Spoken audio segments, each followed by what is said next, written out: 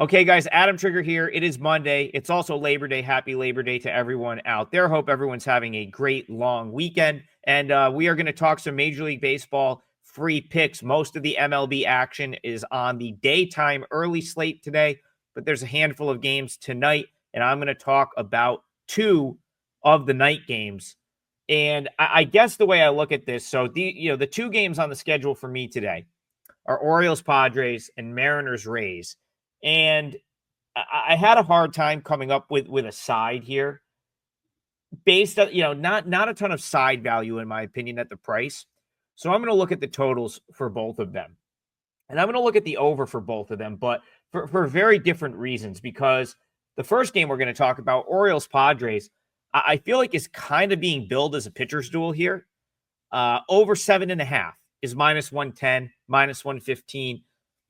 Typically over 7.5 at minus 110 is going to be when you have some of your, a tip-top pitching matchup, two aces, or two very, very strong pitchers, because that's not a big number to get over. You usually don't see 7.5s unless you either have a really strong pitching matchup or at least one legitimate ace. And I'm not saying this isn't a good pitching matchup, but I just don't know if it's to the level that I would have expected to see a 7.5. Now, both of these pitchers have the upside of being their team's ace, but there's some things that I think you have to acknowledge right now that suggest that there is some value in over 7.5. So let's look at Dylan Cease. He's been an ace at points in his career. There's been times even for the Padres where the guy has been borderline unhittable, but that really hasn't been the case this year. He's, again, when he's on, he's very, very good. He's got the strikeout stuff.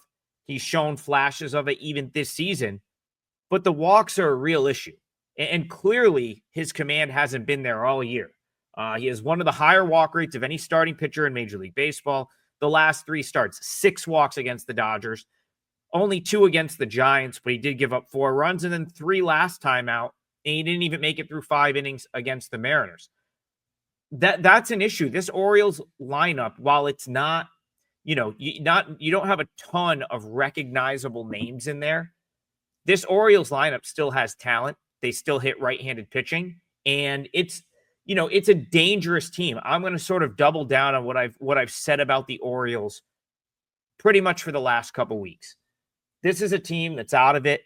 There's not much to play for. I truly believe that this Orioles team just dug themselves a hole that was too big this year, too big to get out of, because they were too far out of it before they kind of started playing good ball, and it sort of made them go the young route where, now at this point, they've called up Jeremiah Jackson, they've called up some other guys, and they're just playing their young players.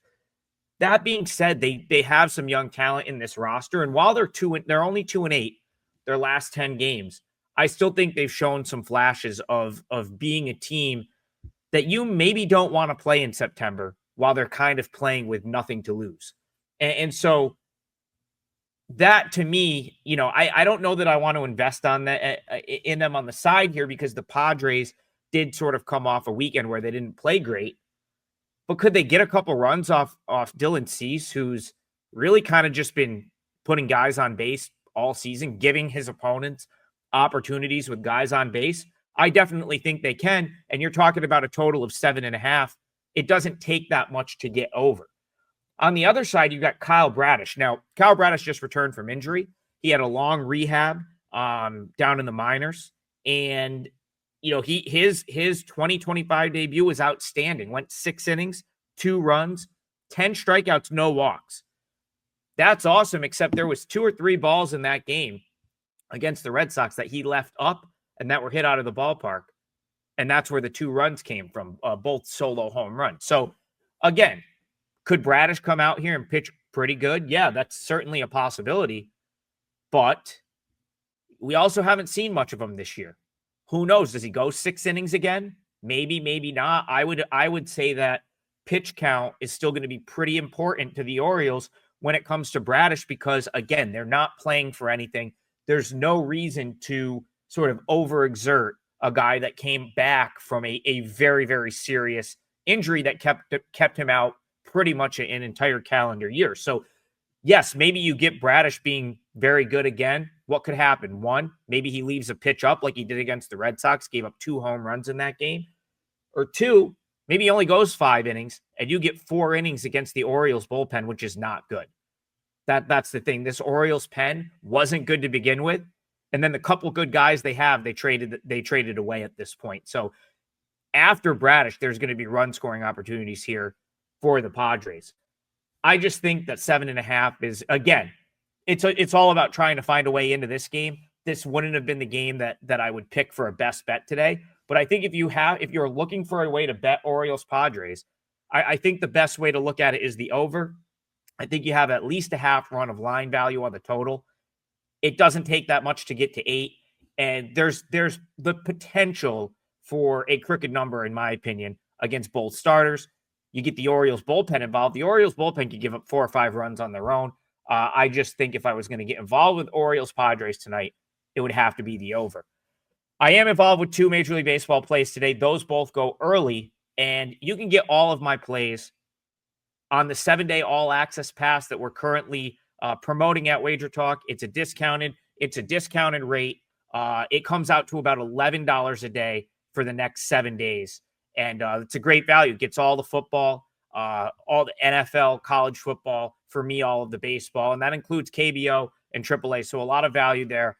7 days comes out to about $11 per day, and check that out. That's on my page. And if you see this early enough, you'll get today's Major League Baseball plays as well. Okay, let's move on to the other game. We have Rays Mariners, and this is another one where I think the only way I could play is probably the over. You have 2 pitchers here in Luis Castillo and Shane Baz that I think they sometimes get sort of profiled as better than what they actually are, better than the underlying stuff. Certainly, Luis Castillo at this point in his career is that. Shane Baz is a guy that I've always liked. I thought he was going to be a superstar coming up in this organization.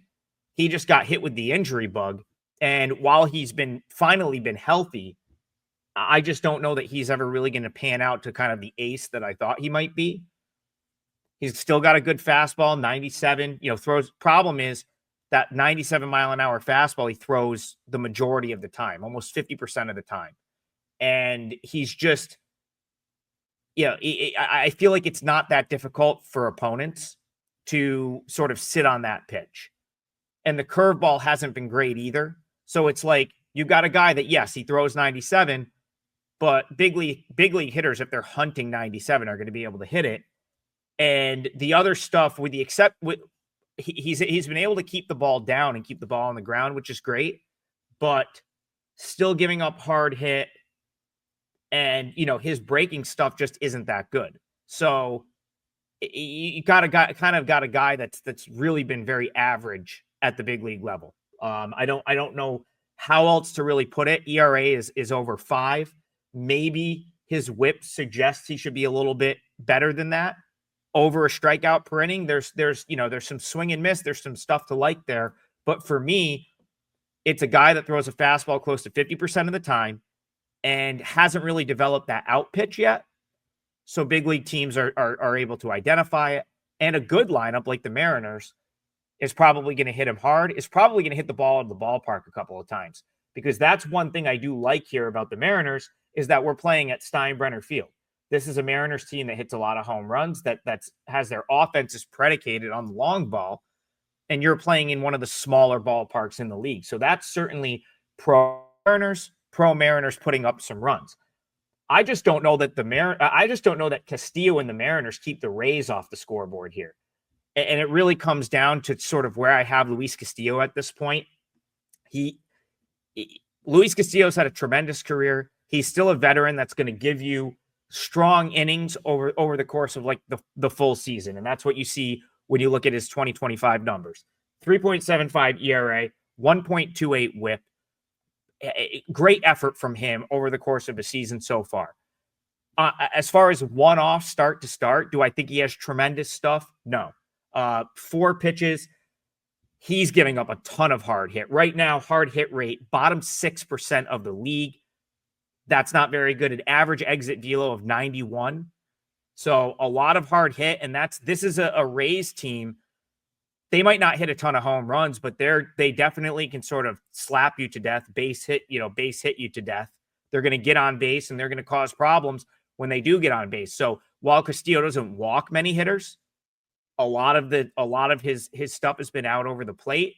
And I think this is a rare scenario where you have a Rays offense that hasn't been great, but this is probably a guy that they can handle, that they can string hits together against, and they're likely going to generate some runs. So again, interesting matchup here. I don't really like one more than the other, but this is in that key range of like 8.5 on the total, over 8.5.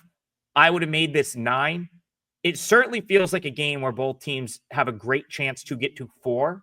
And if both get to 4, it's a win. Even if it's 4-4, it's going to go over 8.5 at some point. So it really, for me, is a line value thing in both of these. I've got each total about a half run short of what it should be. So the 2 free picks today are both overs, and we're just going to root for some runs. Orioles, Padres over 7.5. Rays, Mariners over 8.5. Those will be the 2 free picks on Monday. I have 2 client plays. They're both early. You can get them on that 7-day all access package. You see the link below, and it covers everything. Great time of year to be on all access. We've got football, KBO, AAA baseball, a lot of volume, and would love to have you with me. Hope everyone has a great Labor Day, great Labor Day weekend, and we'll see you at 9 a.m. tomorrow live for more total bases right here on the WagerTalk YouTube channel. Have a nice Monday, everyone, and we'll see you in the morning.